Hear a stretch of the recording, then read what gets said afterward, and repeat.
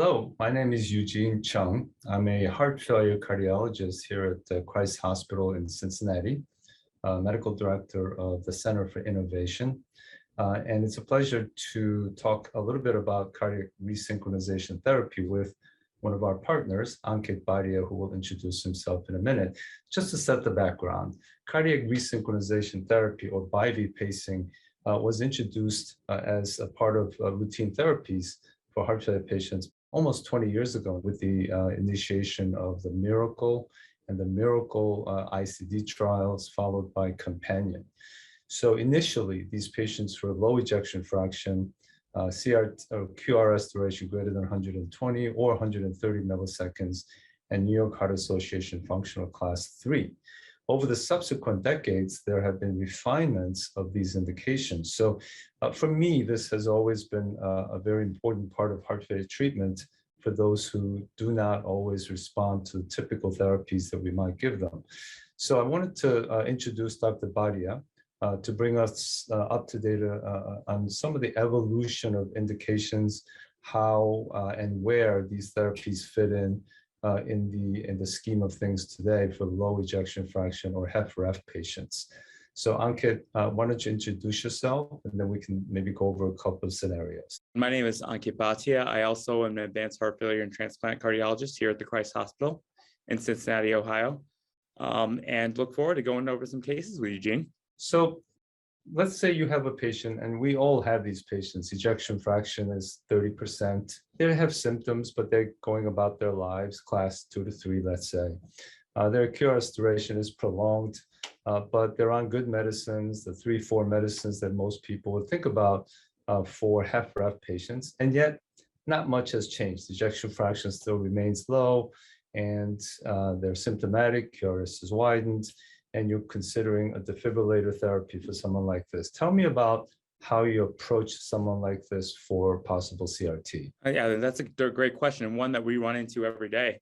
So, first off, as we all know, there's been a lot of new additions when it comes to medical therapy.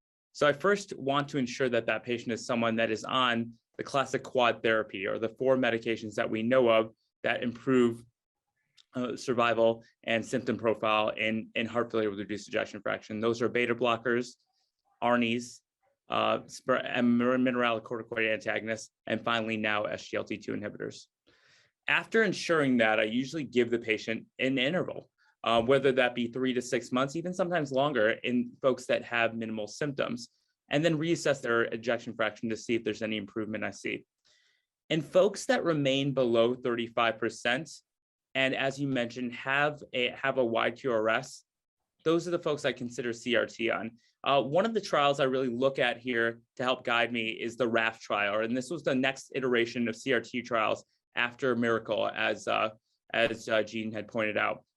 So this was a trial of 1,800 patients with heart failure reduced ejection fraction below 30%. They all had QRSs above 120 as well, and they were randomized 1-to-1 to ICD defibrillator for primary prevention versus CRT. And so among these patients, what was found for the composite endpoint of heart failure hospitalizations and mortality was folks that had CRT in that population did better. What was great about that trial is the fact that we could actually stratify based on sub-studies to see who benefited the most. And looking at the subpopulations, what we found were exactly what you mentioned. Folks with QRSs specifically above 150, people with wide QRSs, especially in a left bundle branch formation, and finally, women and non-ischemics were the groups that benefited the most. So when I think about it then, I think about just that. And that's what the guidelines line up as. There's a class 1 indication for New York Heart Association class 2 to 4 patients with a QRS above 150 and a left bundle branch block. And I look at that and I look at some of the other factors in the trial, and from there I guide who would benefit from CRT. That's interesting. Even in the original studies, even if the indication for enrollment was a QRS of 130 milliseconds, on average, these patients had 160 milliseconds. Most, I believe, had left bundle branch blocks. So most of these patients actually align with the guidelines as they sit today. How do you approach atrial fibrillation in somebody that you're considering for CRT? So atrial fibrillation, I think of in terms of pacing requirement. I think of that as a situation where someone may be dependent on more pacing. And then we can draw more on some other literature that we're going to get into, which is what do you do in heart failure patients that require chronic pacing? Right. So for this, the trial that I often look at is the BLOCK-HF trial. And so what this was a trial of patients with reduced ejection fraction below 50% that had some form of high degree AV block. These were folks with second or third degree AV block or significant first degree AV block. What they did is randomize these patients to RV pacing versus biventricular pacing. Right. And what was found for the composite endpoint of all-cause mortality, heart failure events, and finally increase in stroke volume of the LV, what was found was that the biventricular pacing patients did substantially better. So this led to a class 2A recommendation of folks that require chronic pacing with heart failure with reduced ejection fraction. Specifically in the guidelines, it states below 35%, where there's an anticipated pacing of over 40%, those folks will benefit from CRT upfront. Even if the ejection fraction is above 45, 50%, because the BLOCK-HF had a requirement for not low ejection fraction. So I think actually it could be all comers, but most of those patients were above 45%. Yeah. And then that's how I typically apply it. The guidelines have a 35% cutoff that they use for the class 2A recommendation. But that being said, though, in my practice, I practice just as you say, anybody with a reduced EF is someone that I would consider CRT on if they have a high pacing requirement. Let's just touch on a few other things. So since the establishment of CRT as viable therapy in a subgroup of patients with heart failure, there have been many attempts to fine-tune the selection criteria. So many studies using echocardiography to detect the synchrony, different ways to analyze the ECG, scar location and scar burden by MRI. Do you use any of these alternative methods to select patients? I use those added tools when I need a tiebreaker. When that comes from a patient where it's ambiguous, someone that's got a class 2 recommendation, someone that doesn't necessarily have the 120, 150 or above QRS, someone that's kind of somewhere in the middle. Where also I use it to help inform the patient. When a patient needs a better understanding as to why this may benefit from them, the use of these added diagnostics may be helpful in that situation. But then again, as we mentioned too, I also heavily consider non-ischemic etiology as a group that would benefit as well. Once a patient gets a CRT D defibrillator, maybe not even D, but CRT for heart failure, how do you follow these patients subsequently? Obviously, you'll see them clinically and see if they're feeling better.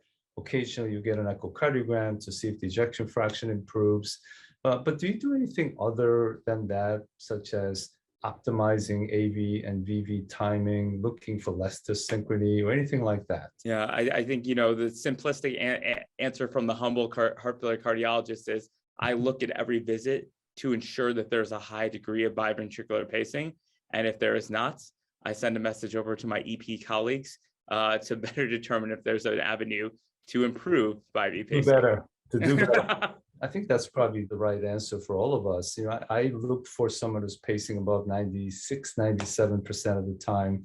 If someone is pacing 80% because of PVCs or intermittent AFib or some natural, the native heart rate, then the electrophysiologist will typically help us address that topic to actually maximize biv pacing if at all possible.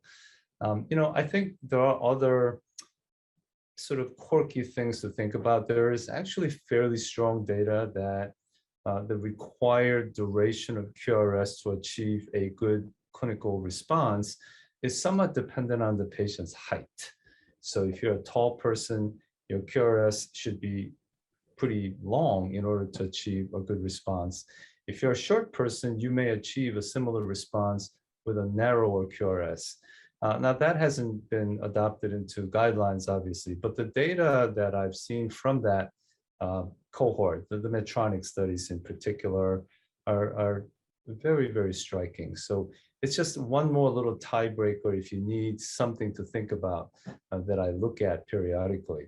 Similarly, you can look at baseline LV volumes. So between the volume and height, you can actually maybe help you lean one way or the other when it comes to these things. The other thing I think about is if someone has limiting symptomatic heart failure and someone tells you with this treatment, and you're going to get a defibrillator anyway, but this additional lead might give you a 30% chance of improving your quality of life. I think I'd probably take that, but obviously that's a very personal decision. So that's just something to think about in various patients that we talk about. Yeah, Gene, you bring up a great point, which is that we talk about these guideline-directed medical therapy medications. Many patients can't tolerate them for a variety of reasons. Mm-hmm. And with folks that do meet criteria for CRT, oftentimes I'm not waiting as long as 3 to 6 months, because I know that they have a significant symptom profile and they're minimally getting improvement from medications. And oftentimes I'm going even faster to refer to EP and discuss evaluation. That brings up one more point, which is that of a super responder, right? The female non-ischemic, ejection fraction 25, QRS 160, left bundle, sinus rhythm. This person gets a device, the EF goes to normal, they feel fine. Do they really need beta blockers, ARNIs, and SGLT2s and spiral? I don't know that anyone's done that study, but it's a question I ask, and I'll sometimes take away some of these medications one at a time. Do you have a habit of doing that as well? So drawing from the available evidence and the lack thereof, mm-hmm. if they're able to tolerate guideline-directed medical therapy, I keep it on. But as you know, every patient wants to be on less meds. So It's a shared discussion. Just as you mentioned, the super responder is someone I'd be more willing to make some adjustments on than I would with others. Now, to close, I think it's important to actually touch a little bit on what's upcoming in terms of resynchronization. So right now, we simplistically think of BIV pacing as you got a lead on the right side, lead on the left side, and you're synchronizing the timing. But there is actually more elegant ways to pace the left bundle, to pace the His bundle, left ventricular pacing, intramyocardial pacing, or endocardial pacing. So I think, we're not going into every one of those topics, obviously, but I think it's important to keep in mind that there'll be more and more, I think, targeted, elegant, evidence-based ways to overcome dyssynchrony.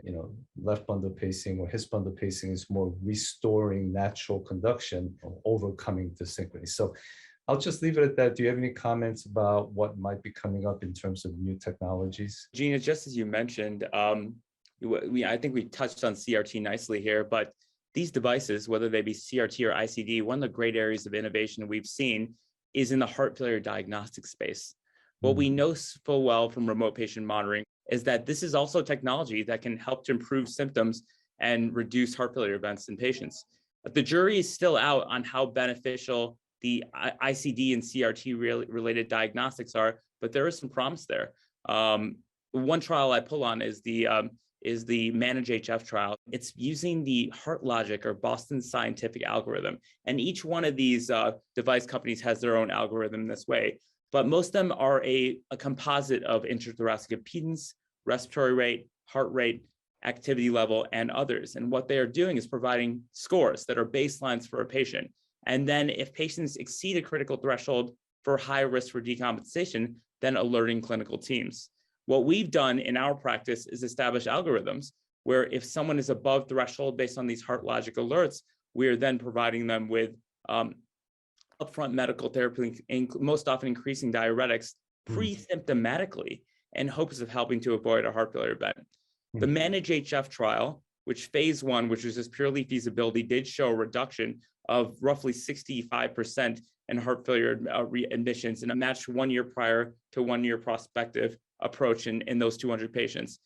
The phase 2 is going to be several thousand patients, and that's going to be looking at a composite outcome of mortality and heart failure events. So more to come in that space for us to see how effective this is as a therapy. Yeah, I'm glad you touched on the possibility of remote monitoring, because these are implanted computers and with remarkable capabilities. So I think that's a very exciting field that's upcoming, and looking forward to taking care of patients that way. Thank you very much. you.